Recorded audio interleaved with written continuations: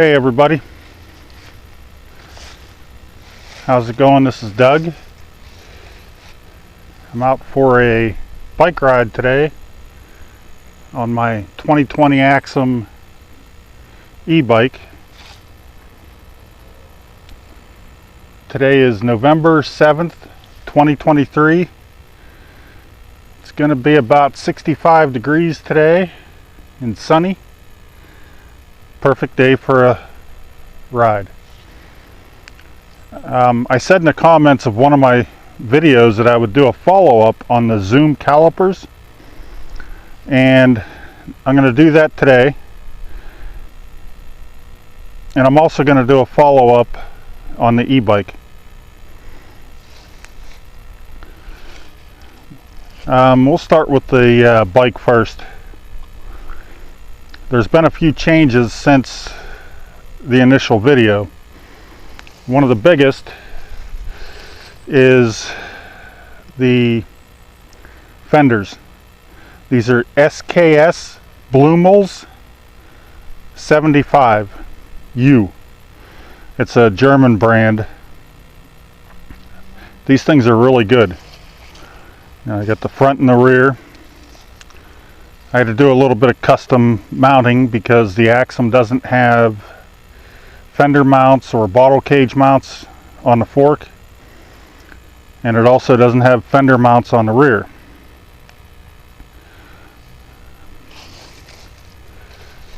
These are plastic fenders and they have steel strut arms. Maybe they're aluminum, I don't remember. But the way I had to mount them is with toe peak Versa clamps, and they work great. I've even sideswiped the jersey barrier and ground off the other side pretty heavy, and it's still holding. Of course, I'm going to have to replace it. The top, of course, just mounts to the fork arch. That's where I have my headlight mounted.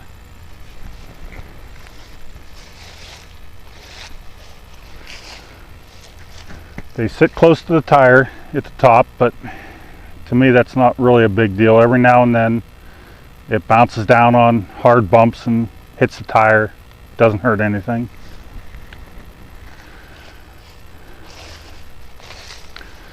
The rear, all I use is a zip tie to hold it to the frame, or to the seat tube down here, and that works great. Then up the top it's mounted, bolted to my rack with a spacer. And then in the rear it's again bolted to my rack. And it has these strut arms right here. I had to custom make the tabs to mount it to my rack because the only mount hole in the frame is right there.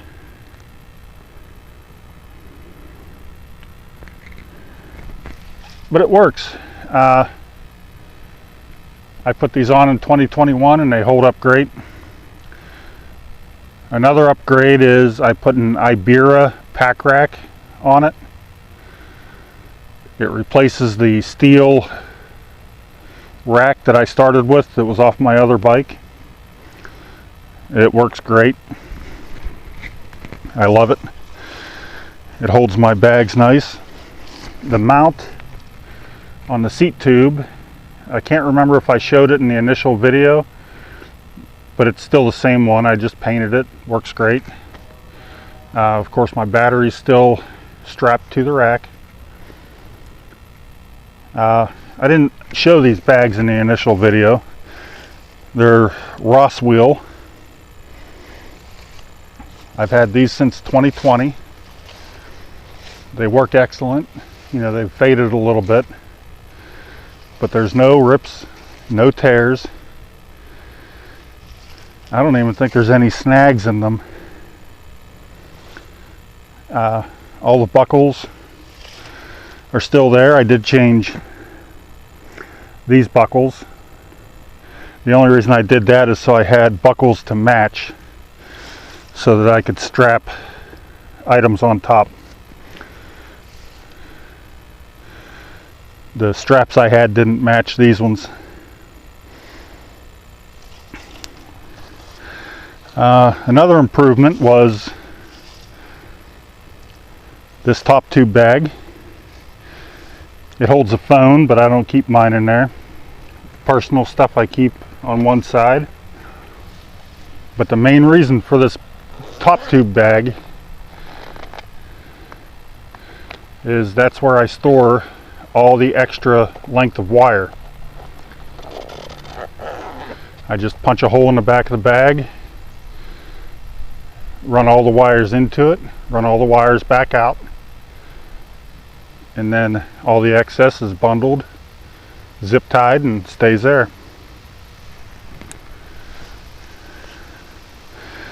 The mirror, I don't know if that was in the original video or not. These are just cheap bar end mirrors I get off Amazon. I like them, they work good. They are fragile because the stem here is plastic. I've broken a couple, but if you don't lay the bike down or hit anything, you know, they hold up.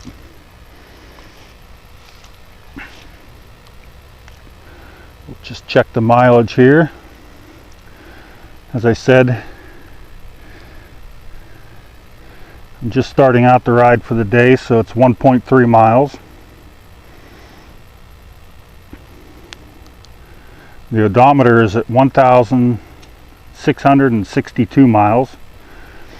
So this electric kit has a little over 2,000 miles on it now. I had to replace this display when the kit had 350 odd miles on it.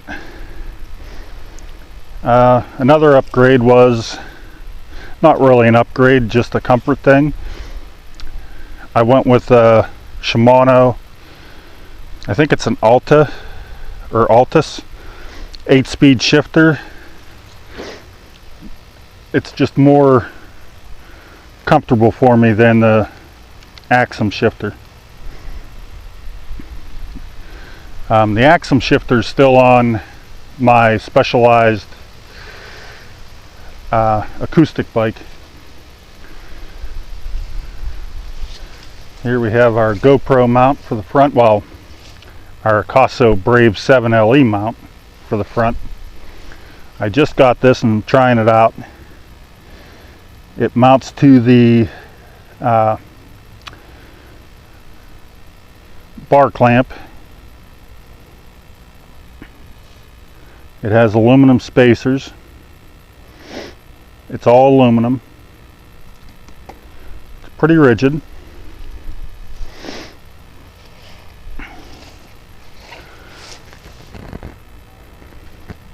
That there's a homemade dead cat, just made out of fiber-filled pillow stuffing.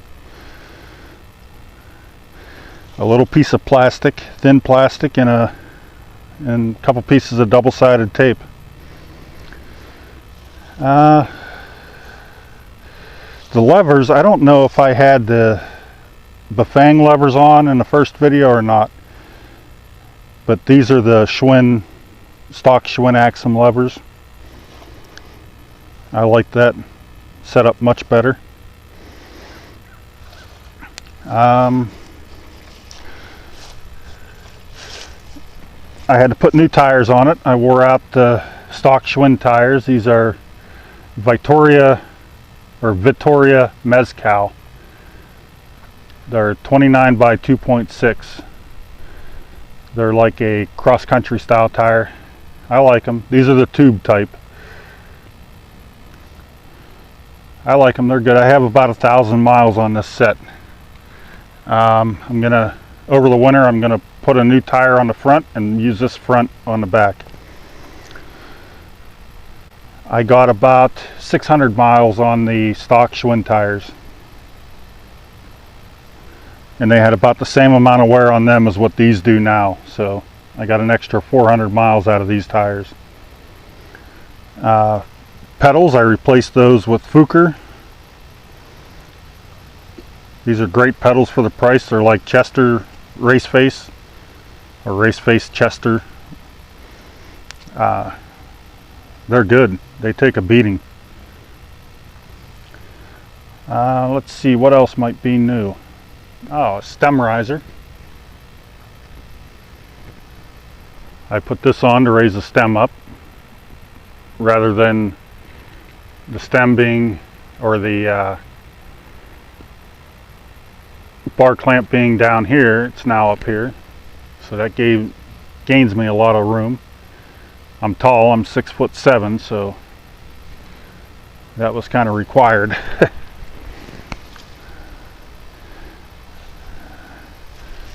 Back here we have another Brave 7 LE. This one's in a waterproof case, just in case it gets hit by anything. It doesn't totally destroy it, although this one has already been in a crash and the bezel and outside lens hit the asphalt. It still works for the most part. I did replace the Axum seat with a Schwinn cruiser seat that I had. The Axum seat was comfortable for a couple years, and then the sides kind of folded down a little bit and it lost comfort. Now we'll go on to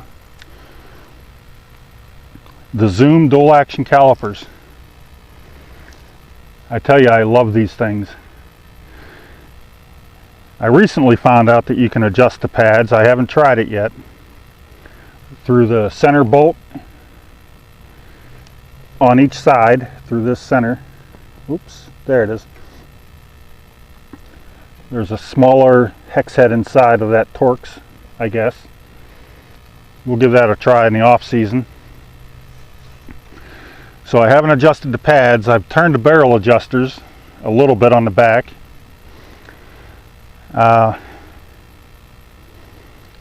These are the first pads that I put in it. They're not the stock Zoom. I was doing a comparison with the old Axum brakes, so I used the same brand and the same compound as I had with the Axum brakes. They're a semi-metallic. I like them. It stops great. The rotors, I've upgraded them. They're 203 millimeter. They're Avid. They're an Avid brand.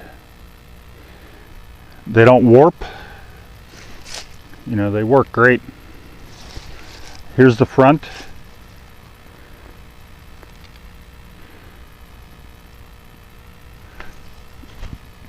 Yeah, and they probably have, I put them on about the same time as the tires, so they're around 1,000 miles on the same pads. And they work great. You know, just like any disc brakes, you have to brake the pads in to the rotors. You know, if you don't do that, they're not as good. But if you do a good braking procedure to bed them in, they work awesome. So yeah, I love these things. I think I replaced the skewers, the quick release skewers, for these gold ones since the original video. You know, they're just cheap. They're Platt brand from Amazon. I had to modify the back one a little bit. That black spacer in there, that's off the Axum quick release skewer. These skewers were just a little bit too short, but with that one little modification it works great.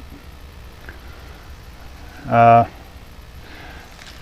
cassette, that's a Sunrace 11 through 40 tooth. to replace the stock Axum because I saw people breaking the 40 tooth on the stock Axum. So I took it off of here and I put it on my acoustic Specialized. So it's still working there.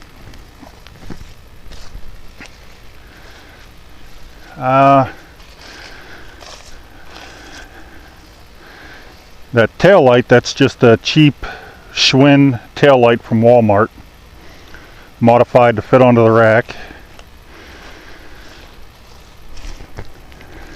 I put these gold jockey wheels on. They're from Amazon. They're aluminum, and they do have roller bearings in them. They cost about $12, and they probably have at least 1,200 miles on them. Those things work excellent. The stock Axum derailleur, I love this thing. It works perfect. Never misses a shift. It's fast. I don't ever have any grinding or troubles, you know, shifting under power.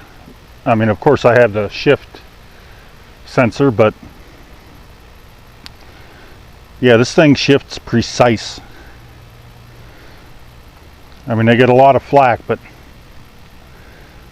they work. I still have the 44 tooth Bafang drive sprocket. Both inner tubes are stock Schwinn. I've got a puncture in the rear, and I used a Slime brand scab patch, and that was 2 years ago. It still works great.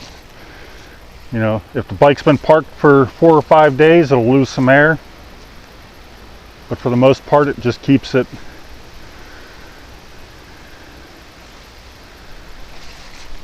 I think that's most of the upgrades. Overall, I'm perfectly happy with the Axum for this conversion. I haven't had any major problems at all, you know, with the bike itself. It just works perfect.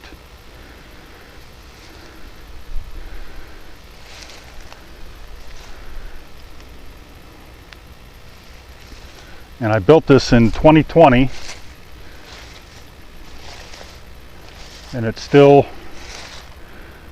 love it today.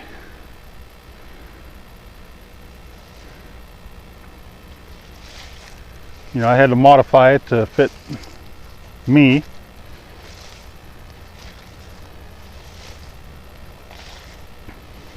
But that's, you know, that's with any bike, especially if you're as tall as I am.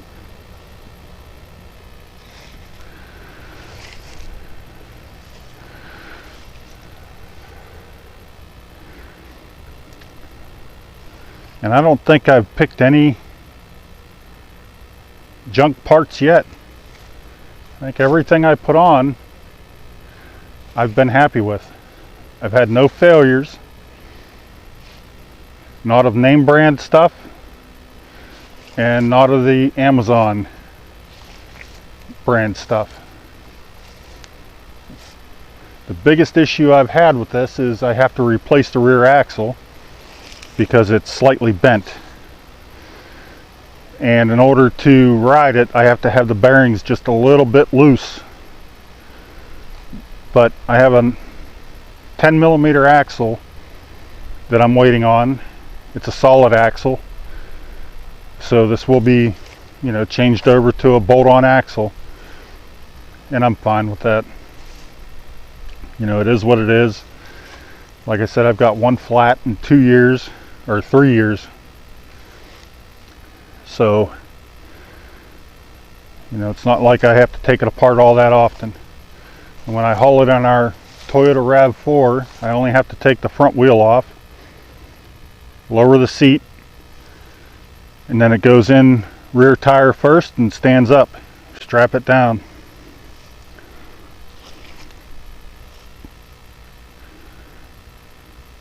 The stock Axum brakes, to be honest, I loved them. You know, if these Zoom dual action calipers wouldn't have been available and so darn cheap, I would still be using the Axum calipers. They were built good.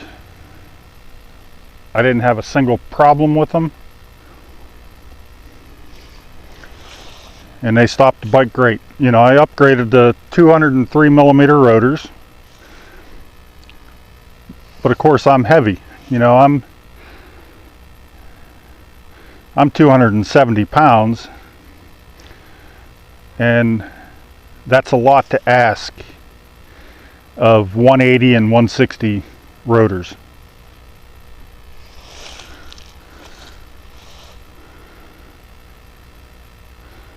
Well, I think this video is long enough, and that's the basics of it. You know, all the modifications and everything that's changed, and the update on the Zoom calipers. Yeah, for the price of those calipers, you can't go wrong.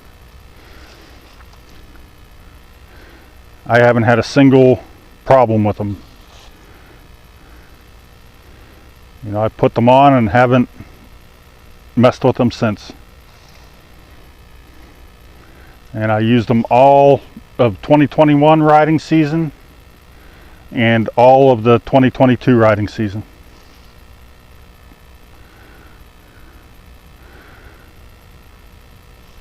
But thanks for watching. I hope you'll like it, and feel free to ask me whatever questions in the comments and I'll try to answer them. But right now I'm going to go back to riding. It's a beautiful day.